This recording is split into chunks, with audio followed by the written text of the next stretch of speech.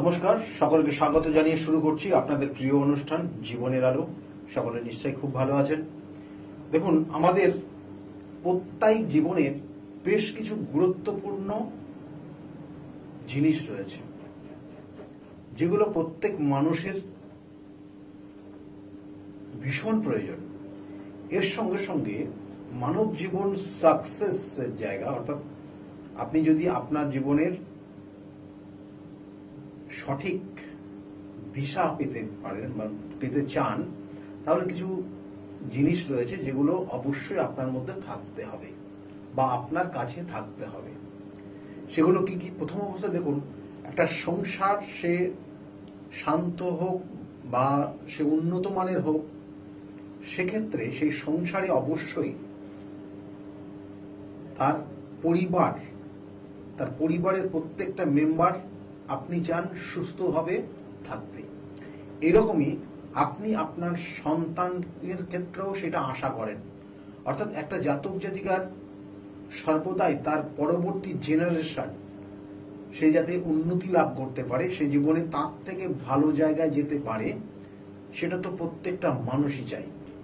কিন্তু এর ক্ষেত্রে কিছু প্রশ্নর সম্মুখীন হয়, যখন কোনো জাতক জাতিকার সব কিছুই রয়েছে কিন্তু নেই তার পরবর্তী জেনারেশনের মানুষটি, অর্থাৎ তার সন্তান নেই।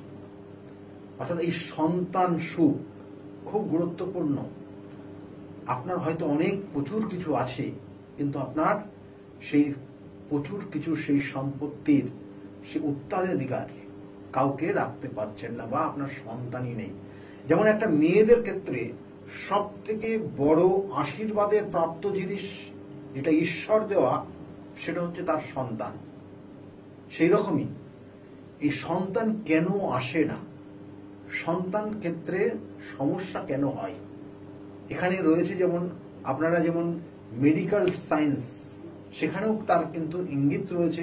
কারণ আপনারা মেডিকেলে বিভিন্ন টেস্ট করেও দেখেন যে সন্তান আসছে না, তার কোনো সুরাহা আপনারা হয়তো পান না।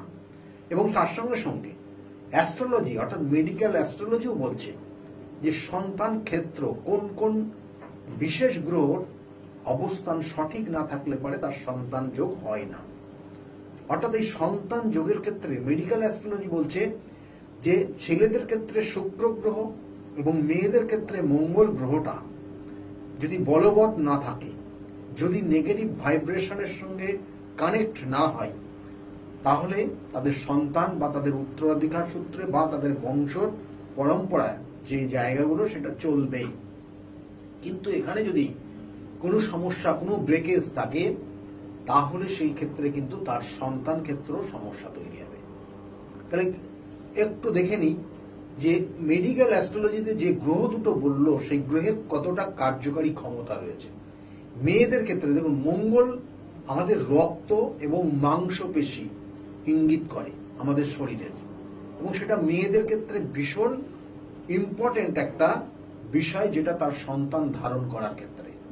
অর্থাৎ মঙ্গল যদি কোনো কারণে ইনঅ্যাক্টিভ হয়ে যায়, দেখা গেল কেতু যুক্ত রয়েছে, রাহু যুক্ত রয়েছে, বা এদের কোনো কানেকশন রয়েছে, বা দেখা গেল শনি কানেকশন রয়েছে, বা কখনো দেখা গেল যে রবির কানেকশনও কিন্তু অনেক সময় তাদের সন্তান ক্ষেত্র নষ্ট হয়ে যায়, বা বারংবার মিসক্যারেজ হয়, বা সন্তান আসতেই চায় না।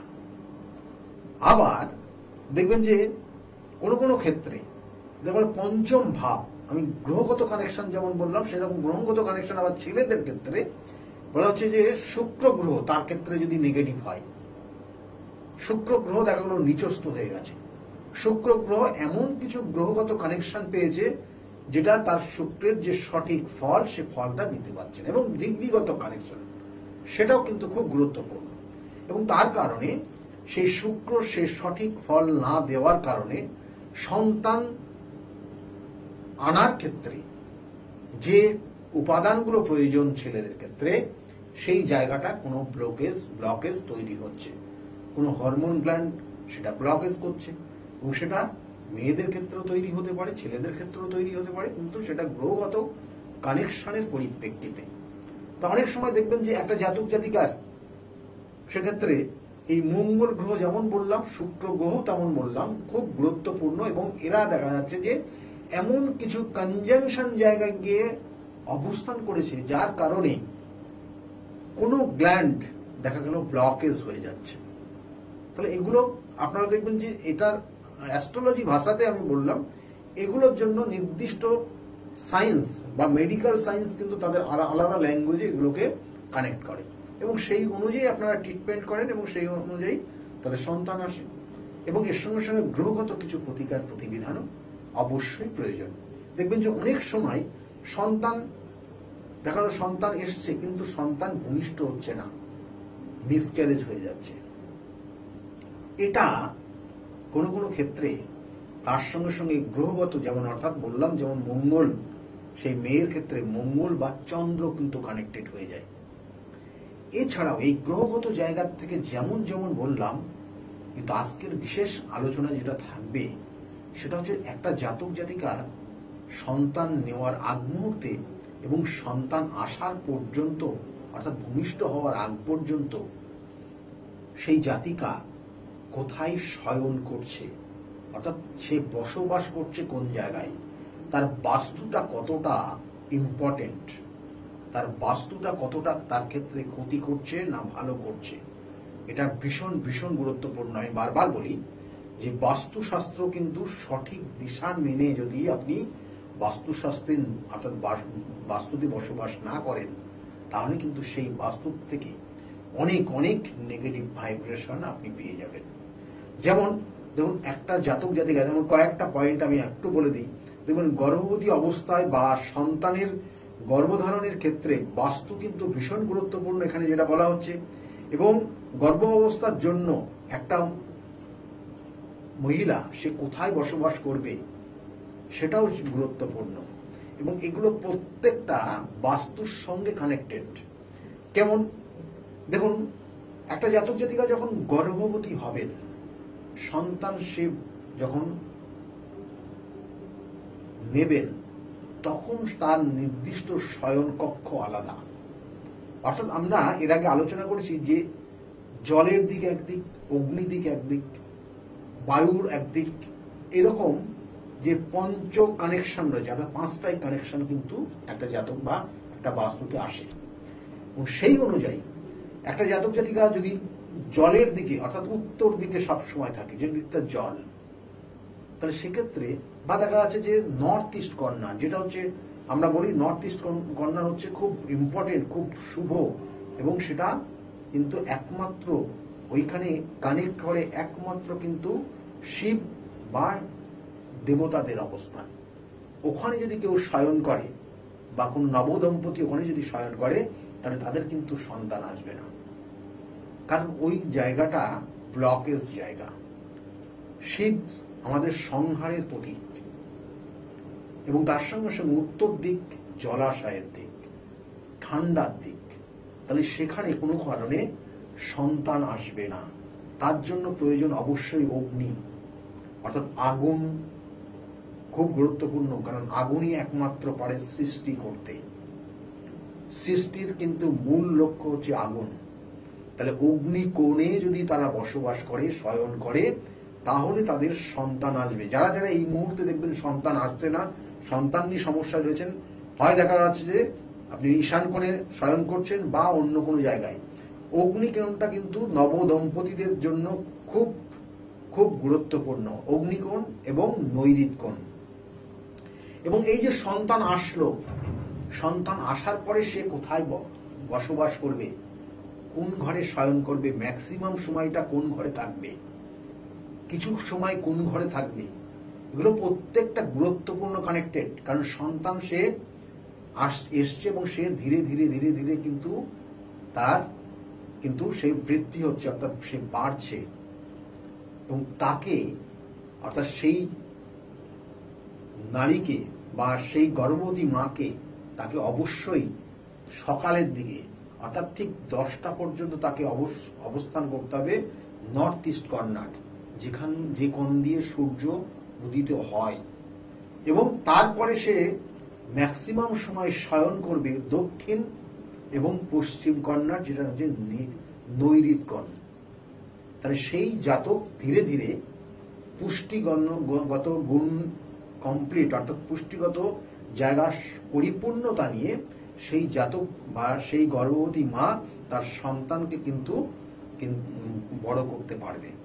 তাহলে এটার এই নির্দিষ্ট কানেকশন দিচ্ছে। এইবার আরো কিছু কিছু কানেকশন রয়েছে। কখনো কখনো দেখবেন যে আমরা কি করি, মানে ভুল করে বা আমরা অনেক ক্ষেত্রে না জেনে শুনে সেই গর্ভবতী মাকে এমন জায়গায় শয়ন করাচ্ছে, সে তো হয়তো আমি যে পয়েন্টগুলো বললাম সেই অনুযায়ী করছে, হয়তো সে নৈরিত কোণেই থাকছে বা সে হয়তো দক্ষিণ দিকে থাকছে বা কোনো একটা জায়গায় থাকছে, কিন্তু দেখা যাচ্ছে তার যেখানে শয়ন করছে তার উপরে বিম গেছে।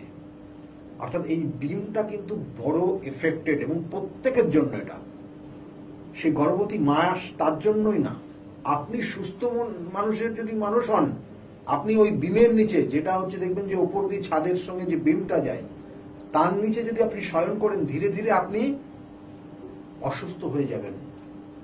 আপনাকে মনে হচ্ছে কেউ যেন চেপে ধরে রেখেছে, আপনি জীবনে তো সাকসেস পাবেন না, শরীরটা দিন দিন ড্যামেজ হয়ে যাবে। এবং সেক্ষেত্রে গর্ভবতী মায়ের ক্ষেত্রেও কিন্তু ভীষণ ভীষণ ইম্পর্টেন্ট এই যে সন্তান আসার পর থেকে যতদিন না সন্তান প্রসব হচ্ছে, তাহলে তার ক্ষেত্রে তাকে সর্বদাই আমরা কি করি, তাকে আনন্দে ভরিয়ে রাখি। সব সময় তার সে কোনোভাবে যেন নেগেটিভ এনার্জি বা কোনো রকমের নেগেটিভ চিন্তা না করে, সবসময় সে পজিটিভ মাইন্ডে থাকে, সেই রকম আমরা চেষ্টা করি তাকে পজিটিভ মাইন্ডে রেখে দেওয়ার। এবং এমনকি সে তার দৃশ্যগুলোই, অর্থাৎ সে একটা কোনো দৃশ্য দেখে সে যেন মনে যেন ব্যথা না পায়, তার মনের অর্থাৎ কোনো রকমের কষ্ট না পায়, সেইগুলো কিন্তু তাকে সেইভাবে সেই সময়ের জন্য ব্লকেজ করে রাখে। কারণ সেই তার সমস্যা হলে সে কিন্তু তার সন্তানের ওপর সেই এফেক্টগুলো তৈরি হয়। এবং সেক্ষেত্রে অনেক সময় দেখা যাচ্ছে যে এমন কিছু দৃশ্য দেখলো, এমন কিছু তার মানসিক ভাবে আঘাত পেল, তার কারণে সে সকল জাতিকা দেখবেন যে কোনো সময় তার মিসক্যারেজ পর্যন্ত হয়ে যায়। এই মানসিক চাপ বা মানসিক আঘাত, এটা কিন্তু খুব ভয়ানক। এবং তার সঙ্গে সঙ্গে যে জায়গাগুলো বললাম, দেখবে যে অনেক সময় একটা জাতক জাতিকা সে যে বাথরুমটা ইউজ করছে, সেই বাথরুমটা হচ্ছে নর্থ ইস্ট কর্নারে, বা বাথরুমটা এমন একটা জায়গা সেটা হচ্ছে সিঁড়ির নিচে, তাহলে সেক্ষেত্রেও জানবেন সন্তান মিসক্যারেজ হয়ে যাবে বা হওয়ার যোগ কিন্তু তৈরি হয়ে যায়। তাহলে এগুলো কিন্তু সতর্কভাবে থাকতে হবে, এবং সতর্ক না থাকলে সন্তান বা গর্ভবতী মায়েদের ক্ষেত্রে কিন্তু এটা বিপদজনক। দেখবেন যে অনেক সময় প্রিম্যাচিউর বেবি, আপনারা দেখেন অনেক সময় দিয়ে প্রিম্যাচিউর হয়ে গেছে। এই প্রিম্যাচিউর বেবি তার ক্ষেত্রে অবশ্যই সেক্ষেত্রে তার যেমন কষ্টদায়ক পরিস্থিতি, বাবা মায়ের কষ্ট, এবং তারপরে দেখা গেল তাকে যে বাঁচিয়ে রাখা, মানে এটা বিরাট ব্যাপার। এবং সেক্ষেত্রে আমরা সর্বদাই চেষ্টা করি, প্রত্যেক বাবা মা এবং তার পরিবার সবাই মিলেমিশে সেটাকে চেষ্টা করে। কিন্তু এটা কেন হয়? এই যে সিমটমগুলো বললাম, এগুলো প্রত্যেকটা বাস্তু এফেক্টেড। একটা জাতক জাতিকাকে কিন্তু বারংবার যদি আপনি নর্থ ইস্ট কর্নার অর্থাৎ সাউথ ইস্ট কর্নারে রাখেন, সাউথ ওয়েস্ট কর্নার কিন্তু ড্যামেজের জায়গা সন্তান আসার পর, কারণ সেটা অগ্নিকোণ, অগ্নিকে সাপোর্ট করছে, এবং তার কারণে তার দেখবেন যে অনেক সময় প্রিম্যাচিউর হয়ে যায় অগ্নি, অর্থাৎ এই অগ্নিকোণে যদি তারা শয়ন করে পরবর্তী সন্তান আসার পর। এবং এর সঙ্গে সঙ্গে এইবার আসি, আপনাদের দেখবেন যে অনেক সময় একটা জাতক জাতিকার, যেমন বললাম যে বাথরুম বা ওয়াশরুমটা যে ইউজ করছে সিঁড়ির তলায়, এটা কখনোই উচিত না। এবং এর সঙ্গে সঙ্গে ওয়াশরুম যদি কোনো কারণে সাউথ ওয়েস্ট কর্নার হয়, সাউথ ওয়েস্ট, তাহলে সেক্ষেত্রেও জানবেন যে সেই সন্তান কিন্তু ভূমিষ্ঠ হওয়ার নির্দিষ্ট যে সময় রয়েছে তার আগে ভূমিষ্ঠ হয়ে যেতে পারে। তাহলে এই জায়গাগুলো সন্তানের কানেকশন, অর্থাৎ এর কারণে কিন্তু সন্তান আসতে চায় না। এটা বাস্তুর এফেক্টেড, এগুলো বাস্তুর যে জায়গাগুলো। এবং দেখবেন যে অনেক সময় আমরা কোনো যুদ্ধের কোনো ছবি, কোনো মৃতদেহর ছবি, সেই গর্ভবতী মা যে রুমটাতে থাকবেন, যে ঘরটাতে থাকবেন, সেই ঘরে রাখা উচিত না। কোনো মৃতদেহর বা মৃত ব্যক্তির ছবি সেখানে আমরা রাখি না।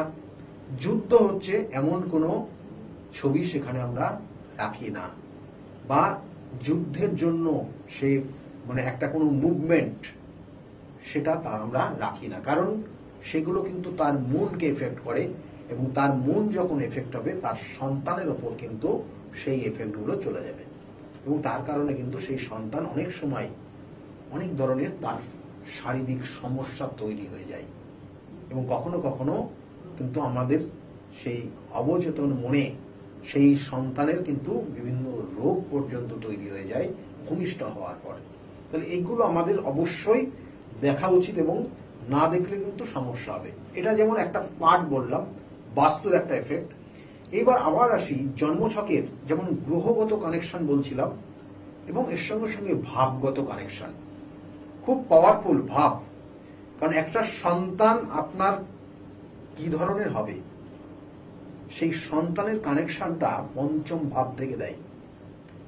অর্থাৎ আমাদের 12টা যে ভাব রয়েছে, আমি বারবার বলি 27টা নক্ষত্র, 12টা রাশি এবং 9টা গ্রহ। এই 9টা গ্রহ এবং 12টা ভাবের মধ্যে বা 12টা রাশির মধ্যে পঞ্চম ভাব তার লগ্নের সাপেক্ষে বা তার চন্দ্রের সাপেক্ষে ক্যালকুলেশন করতে হয়।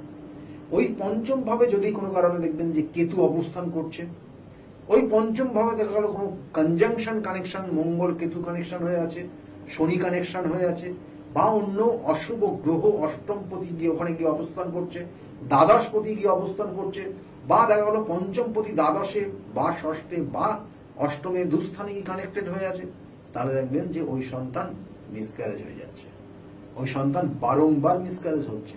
তাহলে এগুলোর প্রতিকার রয়েছে অবশ্যই, এবং এগুলো দৈবিক প্রতিকার, কারণ পঞ্চম থেকে দেয় একটা জাতক জাতিকার পূর্বজন্মের কর্মফল।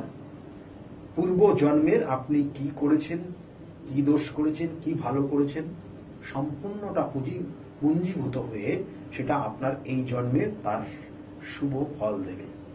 তাহলে এইগুলো ভাবগত কানেকশনের পরিপ্রেক্ষিতে বললাম। অনেক সময় দেখবেন যে পঞ্চমে বৃহস্পতি রয়েছে, মানে ভালো পুত্র সন্তান হবে, অনেক সময় কন্যা সন্তান হয়। কেন হয়? কারণ এখানে সন্তান, আমি পুত্র সন্তান কন্যা সন্তান বলে না, পঞ্চমে যদি বৃহস্পতি থাকে, কারণ সন্তান কারক গ্রহ হচ্ছে বৃহস্পতি, এবং সেই কারক গ্রহ কারক ভাবে যদি অবস্থান করে তাহলে কারকতা নষ্ট হয়ে যায়, এটা অ্যাস্ট্রোলজি বলছে। এবং সেই জন্য দেখবেন সেই সকল জাতকের সন্তান আসতে অনেক দেরি হয়ে যায়। আবার কোনো কোনো ক্ষেত্রে দেখবেন যে আমরা হাতের রেখা দেখবেন, হাতের রেখাও বলে দেবে আপনার সন্তান কটা আছে এবং সন্তান কবে ভূমিষ্ঠ হবে, তার নির্দিষ্ট ইঙ্গিত রয়েছে। যেটা দেখবেন যে আপনার যে বৃদ্ধা আঙুল রয়েছে, এই বৃদ্ধা আঙুলের নিচের পোর্শনটা, এখানে সন্তানের ক্যালকুলেশন তো আছে। কটা রেখা দেখবেন যে ওখান থেকে তৈরি হয়ে ঊর্ধ্বগামী হয়েছে, কটা মোটা রেখা তৈরি হয়েছে, কটা রেখা ছোট ছোট আছে। তাহলে ওই যেগুলো লম্বা হয়ে ঊর্ধ্বগামী হচ্ছে সেই রেখাগুলো আপনার সন্তান হবে বা সন্তান আছে। যে রেখাগুলো দেখবেন যে তৈরি হয়েছে, ওখান থেকে উৎপত্তি হয়েছে কিন্তু অল্পটা গিয়েই ব্রেক করে গেছে, তাহলে ওই সন্তান আপনার মিসক্যারেজ আছে। খুব ইম্পর্টেন্ট এই যে জায়গাটা, শুক্রের এই অবস্থানটা, এটার উপর ডিপেন্ড করে আপনার ক্ষেত্রে সন্তান কটা হবে, সন্তান কটা ভূমিষ্ঠ হবে না বা মিসক্যারেজ হয়ে যাবে। আপনার সন্তান কতটা উন্নতি করবে জীবনে, কত দূর পর্যন্ত সে পৌঁছাবে, জীবনে কতটা সাকসেস পাবে, আপনার নাম যশ খ্যাতি জায়গাটাকে কতটা ধরে রাখতে পারবে, সেটাও কিন্তু আপনার ওই হাতের রেখার ওই নির্দিষ্ট জায়গা কানেক্ট করে। সেই জন্য আমি বারবার বলি যে নির্দিষ্ট কানেকশনের পরিপ্রেক্ষিতে একটা জাতক জাতিকার সন্তান ভাগ্য কি আছে না আছে তার ক্যালকুলেশন করতে হয়। দেখবেন যে অনেক সময় আমাদের কিছু অশুভ কর্ম বা আপনার পূর্ব জন্মের কিছু কর্মফল আপনার জীবনের সমস্যা নিয়ে আসছে। পূর্ব জন্মের এমন, আমরা তো সাধারণত এই জন্মে দেখবেন জ্ঞানত বা অজ্ঞানত অনেক জাতক জাতিকা অনেক ধরনের পাপ কর্ম করে বসে। হয়তো আপনি অজ্ঞানতই, আপনি জানেন না যে এই কর্মটা সঠিক, কিন্তু আপনি করে ফেললেন পাপ কর্ম। তাহলে এগুলোর প্রায়শ্চিত্ত রয়েছে। দেখবেন যে অজ্ঞানত বসে আপনি কোনো কর্ম করে বসেছেন বা জ্ঞানত বসে, এবং তার প্রতিস্বরূপ অর্থাৎ তার প্রতিশোধ স্বরূপ এই জন্মে অনেক সময় দেখবেন মিসক্যারেজ হচ্ছে। খুব ইম্পর্টেন্ট, সন্তান আসছে 2 মাস 3 মাসের মাথায় গিয়ে মিসক্যারেজ হয়ে যাচ্ছে, বহু বহু, এবং লাস্টে গিয়ে ডাক্তার বলছে যে এটা লাস্ট চান্স, আপনার পরবর্তীতে কোনো অন্য স্টেপ নিতে হবে। কেন? এই কারণ হচ্ছে দেখবেন যে অনেক সময় আমরা জাতক জাতিকারা তারা পূর্ব জন্মে এমন কিছু অশুভ কর্ম করে বসি, তার কারণে এই জন্মে সমস্যা হয়। অনেক যেমন পিতৃদোষ, অনেক জাতক জাতিকার দেখবেন পিতৃদোষ রয়েছে, অনেক জাতক জাতিকার কিছু বিষ যোগ রয়েছে, অনেক জাতক জাতিকা দেখা গেল সম্পত্তি নিয়ে কোনো বাদ বিবাদে ফেসে বা সমস্যার মধ্যে পূর্ব জন্মে ছিলেন, যার অভিশাপ আপনাকে এই জন্মে গ্রহণ করতে হচ্ছে, এবং তার কারণে দেখা গেল সন্তান আসছে না, বা দেখা গেল যে আপনার সন্তানের যে নির্দিষ্ট স্থান সেখানে নির্দিষ্টভাবে তার অপারেশন করে কিছু কেটে বাদ দিতে হচ্ছে। তাহলে এগুলো কিন্তু হয়ে যায় প্রত্যেকটা চার্টের কিন্তু কানেকশনের পরিপ্রেক্ষিতে, এবং তার সঙ্গে সঙ্গে পূর্ব জন্মের কর্মফলের পরিপ্রেক্ষিতে। সেই জন্য আবার বলছি, এগুলোর প্রত্যেকটা আমি যে বিষয়গুলো আলোচনা করলাম, বাস্তু বললাম, হস্তরেখা বললাম, কারণ আপনার হাতের রেখাও কিন্তু বলে দেবে আপনার সন্তান জায়গা কতটা আছে, যেমন নির্দিষ্ট পয়েন্ট বললাম। এছাড়াও যদি জন্মছকের আপনি বা আপনার হাতের রেখায় দেখবেন যে এই যে মাঝের এই পোর্শনটা, তালুটা, এটা যদি ডাউন নিচের দিকে নেমে যায়, খুব গর্ত বেশি হয়ে যায়, দেখবেন যে আপনার সত্যি করে বারংবার মিসক্যারেজ হয়ে যাচ্ছে, সন্তান আসছে না। তাহলে আপনার ক্ষেত্রে কখনো কখনো গুপ্ত শত্রু থাকে। এই গুপ্ত শত্রু আপনাকে কিভাবে ক্ষতি করবে, আপনাকে হয়তো এমন কিছু প্রলোভন দিয়ে এমন কিছু খাবার দিল, গর্ভবতী মায়েদের ক্ষেত্রে এটা উদ্দেশ্য করে বলছি, খুব কেয়ারফুলি চলবেন। শত্রু যখনই আপনি তাদের থেকে নিজেকে এড়িয়ে চলার চেষ্টা করবেন এবং নিজে ভালো থাকার চেষ্টা করবেন, কারণ শত্রু কিন্তু সব সময় আপনাকে ক্ষতি করারই চেষ্টা করে, কোনো শত্রু ভালো করার চেষ্টা করে না, তার শত্রু শত্রুই হয়।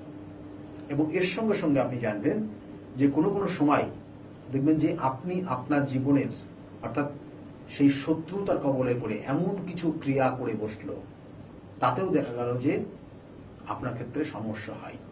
সেই জন্য সন্তান আসার পরে দেখা গেল যে অনেকে এটা প্রকাশ করতেই চায় না। অনেকে দেখবেন যে সন্তান দেখা গেল তার অনেক দৃষ্টি, বলা না নজর দৃষ্টি, খুব সাংঘাতিক নেগেটিভ ভাইব্রেশন। তাহলে এইগুলো কিন্তু তাদেরকে মেনে চলা এবং এড়িয়ে চলার অবশ্যই উপদেশ রয়েছে। সেগুলো করলে আপনার ক্ষেত্রে অনেক সমস্যার থেকে আপনি বেরিয়ে আসতে পারবেন। কিন্তু আমি বারবার বলি, প্রতিকার প্রতিবিধান সঠিক গাইডলাইন জীবনকে পরিবর্তন করতে পারে।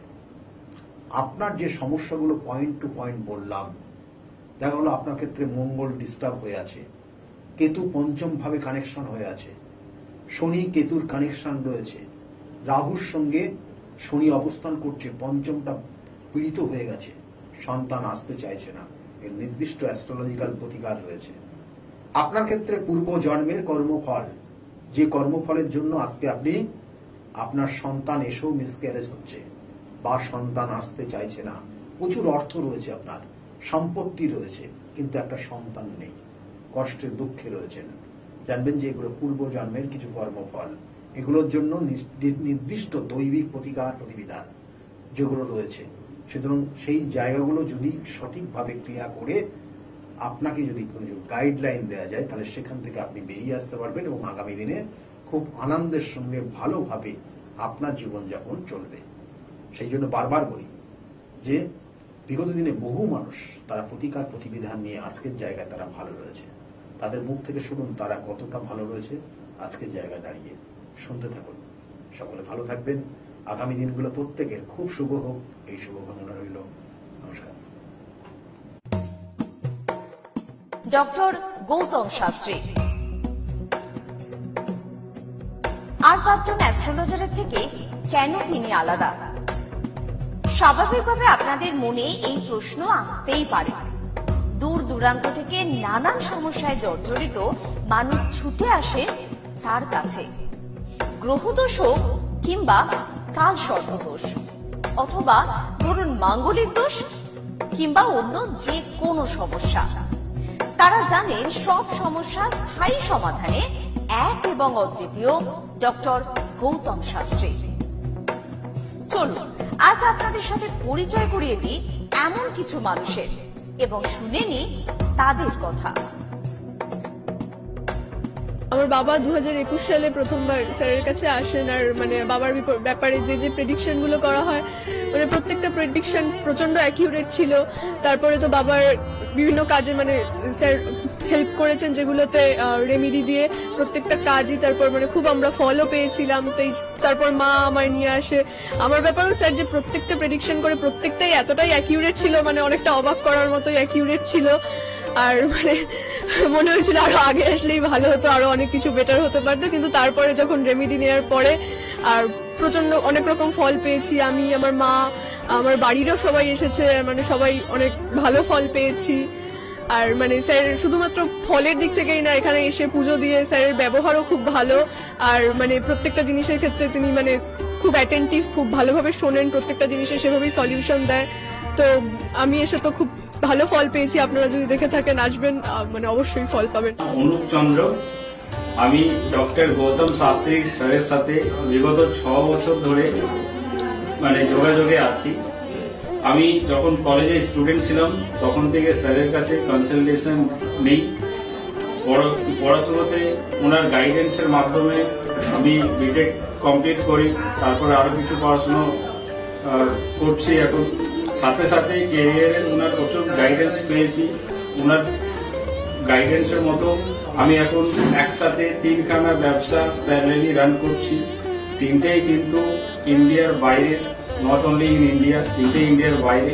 এখন একটা ছোট অ্যাচিভ করেছি। রিসেন্টলি আমি একটা গাড়ি কিনেছি, যেটা Volkswagen company, 25 lakhs and above এর। পরবর্তীকালে বেশ কয়েকটা গোল আছে। স্যারের গাইডেন্সের মাধ্যমে সেই গোলস এর উপরে আমি টাইম টু টাইম কাজ করছি। ওনার কনসালটেন্সিটা এতটাই ভালো কি আপনাকে উনি মান্থ টু মান্থ বলতে পারেন কি কোন সময়ে আপনি কিভাবে রিয়েক্ট করবেন, কিভাবে এক্সিকিউট করবেন নিজের কাজ। যদি আপনি সেই কাজগুলো সেই ওনার কথা অনুযায়ী আপনি যদি এক্সিকিউট করেন, ডেফিনেটলি আপনার গোলটাও টাইম মতো কমপ্লিট হবে। আর আমি সবাইকে এটাই বলবো, যদি আপনারা বিশ্বাস করে আসেন তবেই কিন্তু হবে। যদি বিশ্বাস থাকবে না থাকে তাহলে কিন্তু কোনো কিছু হবে না। আপনাকে সেই বিশ্বাসটা রাখতে হবে। নমস্কার, আমি শ্রাবণী দাস, আমি হালিশহর থেকে আসছি। স্যারের এখানে আমি খুব বেশি দিন আসছি না, তবে আমার ফ্যামিলির অনেককে নিয়ে আমি এখানে এসেছি। এখানে এসে স্যারের কাছ থেকে আমি অনেকভাবে উপকৃত হয়েছি। যেমন আমার এক কাজিন, ওর অফিসের কোনো প্রবলেম হচ্ছিল, ও কোনোভাবে স্থিতি হচ্ছিল না অফিসের কোনো কাজের। স্যার বলেছিলেন যে ও পুরনো যেখানে কাজ করছে সেখান থেকেই ওর কাজ, আবার ওখান থেকে ওকে ডাকবে এবং সেখানেই ওর স্থিতি হবে। সেটাই হয়েছে। আবার আমার আরেক রিলেটিভের গাইনিক কোনো প্রবলেম হচ্ছিল, সেই প্রবলেমও উনি যা বলেছিলেন যে সেই প্রবলেম ঠিক হয়ে যাবে, সেই প্রবলেম ঠিক হয়ে আমাদের ফ্যামিলিতে এখন নতুন একজন মেম্বার আসছেন। এই জন্য আমরা খুব খুশি। ওনার কাছ থেকে এসে, ওনার কাছে এসে আমরা নানাভাবে অনেকভাবে উপকৃত হয়েছি। স্যারের কাছে আমি 2019 সাল থেকে আসছি। তো আমি স্যারের কাছে এসে আমি স্যারের যা প্রেডিকশন ছিল সবগুলোই মিলে গেছে এবং হুবহু আমার কিছু না বলার আগেই উনি সবকিছু বলে দিয়েছিলেন। তাই জন্য আমি ফল পেয়েছি বলে আমি ওনার কাছে এত দূর কাঁচরাপাড়াতে এসেছি। দাদার কাছে এসে আমি আমার নিজের সংসারের যা দায়িত্ব ছিল, অসুবিধা ছিল, সেই সবগুলোও আমি পেয়েছি। কি কাজকর্ম ছিল না, সেই সব কাজকর্মগুলোও আমি নিজের হাতে পেয়েছি, সব কিছু পেয়েছি। যেখান থেকে যা আমি ঋণ করেছিলাম সেগুলোও আমি আজ শোধ করতে পেরেছি। নিজেকে অনেক সংসার থেকে আমি মুক্ত হতে পেরেছি সব কিছু করে। আমি গৌতম শাস্ত্রীকে দেখে, টিভির পর্দায় দেখে তার নর্মতা, ভদ্রতা আমার খুব মনে লেগে গেল। তখন তাকে খুঁজতে খুঁজতে তার কাছে আসি। কিন্তু অনেক বিদেশি দেখেছি টিভি পর্দায়, আমার মনের মতো হয়, কিন্তু ওনার ভাষা সবকিছু আমার খুব ভালো লাগে। ওই জন্য ওনার কাছে এসে আমি অনেক উপকৃত। আমার দেহের এবং মনের শান্তি, অনেক কিছু আমার নিজের জনদের, ছেলে মেয়ে নাতি নাতনিদের জন্য অনেক সমস্যা আমি সমাধান করে দিয়েছি। আমার এক নাতনির 16 বছর বাচ্চা হয় না, তাকে পর্যন্ত এনে দেখালাম, তার কোলেও বাচ্চা দিয়েছে। এর থেকে আনন্দ আমার আর কি আছে? তার কোনো চাহিদা নেই, কোনো চাহিদা নেই, দিলেই কি না দিলেই কি, কোনো চাহিদা নেই। আপনারা একবার এসে যোগাযোগ করেন। কামাখ্যা মা, তারা মা, গৌতম শাস্ত্রী তাদেরই একজন ভক্ত। তাদের সাধনার ফলে আজকে আমাদের প্রত্যেকের কাছে পৌঁছিয়ে দিচ্ছে সেই শান্তির সাহারা। যে যেখানে আছেন, আপনারা যারা আসেননি তারাও এসে তার সঙ্গে দেখা করুন, যোগাযোগ করুন, আপনাদের সমস্যা সমাধান হবে ও শান্তি পাবেন।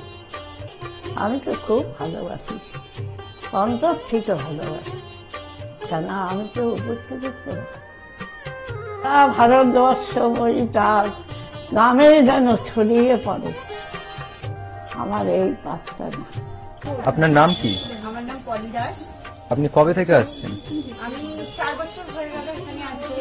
আচ্ছা, আপনি যে এতদিন ধরে আসছেন, আপনি কোনো কাজ পেয়েছেন? অবশ্যই। হ্যাঁ, প্রথমে আমার মেয়েকে আমি পড়াশোনার ব্যাপারে, ওর যাতে পড়াশোনায় মন আসে এইসব ব্যাপারের জন্য এসেছিলাম। আস্তে আস্তে দেখলাম আমার মেয়ের অনেক ইমপ্রুভ হচ্ছে। তারপর আমি সবাইকে, আমার আশেপাশে বন্ধু বান্ধব আত্মীয় স্বজন যে আছে সবাইকে বললাম যে দেখো আমার মেয়ে অনেক চেঞ্জ হচ্ছে, মানে ও খুব দুষ্টু ছিল, পড়ায় মন বসতো না, সেগুলো হয়েছে। তারপর থেকে বন্ধু বান্ধব সবাইকে বললাম, সবাই আসলো, সবাই খুব আনন্দ, সবাই খুব খুশি, আমিও তো ভীষণ খুশি। আমার আচ্ছা, আজকের ডেটে দাঁড়িয়ে অ্যাস্ট্রোলজার ডক্টর গৌতম শাস্ত্রীর কাছ থেকে যে আপনি যে স্যাটিসফাই হয়েছেন, তার কতটা আপনি স্যাটিসফাই হয়েছেন?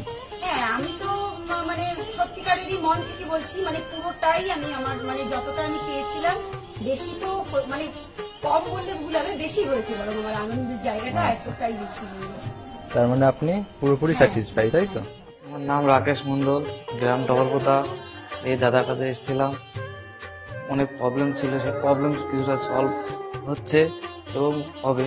এই অমাবস্যার দিন এই যজ্ঞ হচ্ছে, অনেক দূর দূর থেকে মানুষজন আসছে, কাজ হচ্ছে বলে সবাই তো আসছে, আমিও এসছি, আবারও আসবো। নমস্কার, আমি জয়িতা গুহ।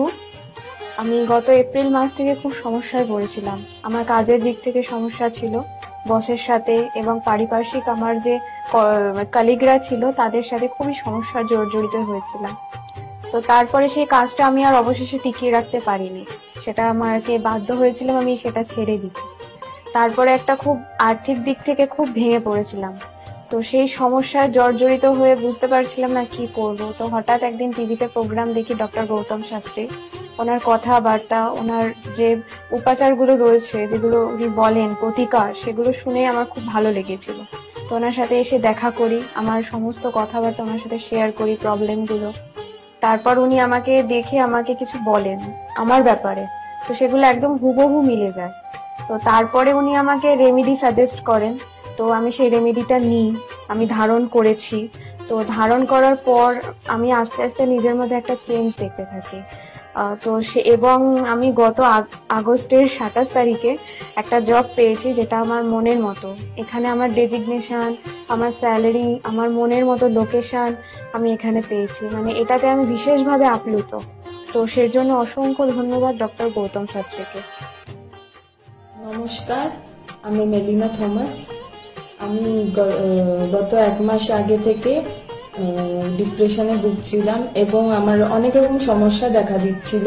আমি আমার মায়ের থ্রু থেকে জানতে পারি ডক্টর গৌতম শাস্ত্রীর কথা এবং আমি সেখানে আমার প্রবলেমগুলো নিয়ে আসি এবং তার কথা মতো আমি প্রতিকারগুলো করি এবং সেই কথা মতো আমি চলতে থাকি। এখন আমার কাছে অনেক জবের অপরচুনিটিস আসছে এবং আমার আগের যে সমস্যাগুলো ছিল সেগুলোও গেছে।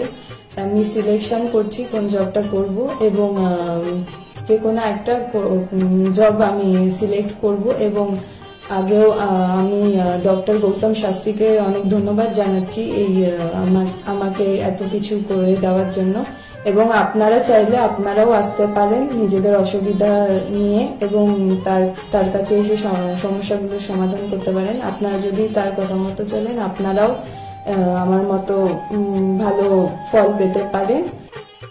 ডক্টর গৌতম শাস্ত্রীর চেম্বারে আপনি কতদিন আসছেন? আমি প্রায় 2.5-3 বছর ধরেই এখানে মানে রেগুলারলি আসছি। মোটামুটি আমার যখনই অসুবিধা হচ্ছে তখন চলে আসছি। আপনি কোন চেম্বারে দেখিয়েছেন? আমি এখানকার কাছাপাড়া চেম্বারে। কাছাকাছি দেখিয়েছেন, মানে আপনি যে সমস্যাটা নিয়ে এসেছেন ওটা কি আপনার কিওর হয়েছে? হ্যাঁ, আমি প্রথমে যে সমস্যাটা পড়াশোনার সমস্যা নিয়ে প্রবলেমে পড়ে ওনার কাছে এসেছিলাম, তা মোটামুটি আমার যত দিন যাচ্ছে ইমপ্রুভ হচ্ছে। না আপনার কাজ এটাই বলতে চাইছেন? আমি হালিশহর থেকে এসেছি। ধরো আমার নাম তো মলিনা ঘোষ, কিন্তু তোমার কি হয়েছে বলো তো, আমি দাদার কাছে অনেক বছর ধরে মানে কয়েক বছর ধরে ভালোই এসেছি। আমি অনেক বিপদে পড়েছিলাম তো, তখন আমি এক টিভি চ্যানেলে দেখে সবাই কিন্তু প্রোগ্রাম দেখে, সব সিরিয়াল দেখে, সবকিছু দেখে, কিন্তু আমি ওই সিরিয়াল সবকিছু ছেড়ে আমার এমন বিপদ হয়েছিল, আমি শুধু টিভির কাছে বসে শুধু এই শাস্ত্রীয় চ্যানেলগুলো দেখে দেখে আমি মনে ভাবতাম আমি কাকে মনের মতন পাবো। পেলাম যে সবাই এত চ্যানেলে, কিন্তু আমি সবাইকে দেখেছি, আমার দাদাকেই আমার খুব পছন্দ হলো। আমি খোঁজ করতে করতে করতে করতে আমি এমন বিপদ যে আমি এই বিপদে কি করে উঠবো, তখন ওই দাদার কাছে আসলাম। খোঁজ পেয়ে চিকিৎসা করতে করতে তখন দাদার কাছে এসে আমার অনেক বড় বিপদ ছিল, আমার ছেলে স্বামী সব নিয়ে আমার বাড়ির খুব অবস্থা খারাপ ছিল। আজকে ওনার কাছে এসে আমি অনেক উপকার পেয়েছি। আমি সবার কাছে বলছি, আমি এত লোক দেখছি, আমি বলি একটু যদি দাদার কাছে এসে সব ধৈর্য ধরে, কারোর বিফল হবে না, তার ফল ছাড়া বিফল হবে না। আমি ভাবি যে আমি অনেক লোকও পাঠিয়েছি, আমরা যদি প্রচার করতে পারি, অনেকে আছেন এই দাদার কথা বলবো না, বলবো না, কিন্তু না বলেন, মানুষ যদি বিপদের হাত থেকে বাঁচে সবারই তো ভালো হয়। কিন্তু দাদার কাছে আসার পরে আমার এমনও মাঝে একটা এমনও বিপদ গেছে, এই দাদাই আমাকে এই বিপদের হাত থেকে উঠিয়েছে। এর জন্য আমি দাদার কাছে সারা জীবনের জন্য কৃতজ্ঞ থাকি। দাদাকে চাই দাদাও ভালো থাকুক, আমরাও যেন দাদার কাছে এসে দাদা আরো সুস্থভাবে যেতে পারি। শুনলেন তো, এনাদের প্রত্যেকের আশা, ভরসা এবং বিশ্বাসের একটাই নাম, ডক্টর গৌতম শাস্ত্রী, যার সম্পর্কে আমরা এত কিছু শুনলাম। চলুন এবার দেখে নিই তিনি কি বলছেন। আজকের যে ফিডব্যাক আপনারা পাচ্ছেন, এগুলো কিন্তু আমার সবটাই আমার গুরুদেবের আশীর্বাদ। কারণ গুরুদেব আমাদেরকে একটাই জিনিসই বলেছিলেন যে যেভাবেই হোক মানুষকে উপকার করলে তোমার কিন্তু আগামী দিনে দেখবে তোমার মানুষ কিন্তু তোমার পাশে এসে দাঁড়াবে। এবং সেইভাবেই আমি কিন্তু যেভাবে সকলের উপকার বা আমি যতটা কাজ করছি সকলে উপকৃত হচ্ছে, এবং এর জন্য আমিও কিন্তু খুব আনন্দ পাই যখন তারা বলে যে না দাদা, আমি আপনার এই কারণে এই জন্য এসেছিলাম, এই কাজটা আমি পেয়ে গেছি। সুতরাং আমিও চাই যে এইভাবে মানুষের পাশে থেকে মানুষকে সহযোগিতা করে মানুষকে আরো ভালো জায়গায় পৌঁছে দেওয়া। যাদের খুব দুঃখের মধ্যে, কষ্টের মধ্যে আছে, তাদেরকে কিছুটা গাইড করে তারা যদি আরো ভালো জায়গায় যেতে পারি এবং ভালো জায়গায় তাদেরকে যদি নিয়ে যেতে পারি, এটাই হচ্ছে আমার মেন উদ্দেশ্য। অর্থাৎ তারা যদি আরো ভালো জায়গায় যেতে পারে, সেখান থেকে যে আনন্দ উপভোগ করতে পারবো আমি, সেটা কিন্তু চিরস্থায়ী থেকে যাবে। তাহলে আর দেরি কেন, চটপট ফোন করুন 9836410969 অথবা 8335805241 এই নাম্বারে। শুধুমাত্র একটি ফোন, যা পাল্টে দিতে পারে আপনার গোটা জীবন। জ্যোতিষবিদ, বাস্তুবিদ, হস্তরেখা বিশারদ ও স্পিরিচুয়াল গাইড ডক্টর